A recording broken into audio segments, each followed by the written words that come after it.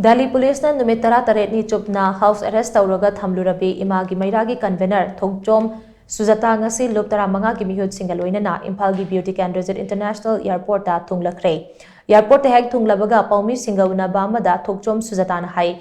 Delhi Maitei Coordinating Committee na silaga haukiba tang tara nithoi da pangthokiba nupilan gi thoram da saruk yanaba khangalakhi. Maduga iroinana mahak su hairiba thoram aduda saru yarunaba haukiba tang tara da Delhi kidamak Manipur thadokhi. Mahakna Delhi da thunglaba matung tang tara nithoi gi nongyai matung da Brindapur Police Station ki ASI amana Manipur lenga ki order ama puraktuna jantar mantar da pangthokadaba nupilan gi thoram da saruk yabada thingba thamle haiduna house arrest tawkhibani mioiba amagi hak matbada natana house arrest tawbagi maram khangalakta amade citizen amagi complaint bu Delhi Police na lobby da haibasi akan mamong de yaning de haina mahakna makha taki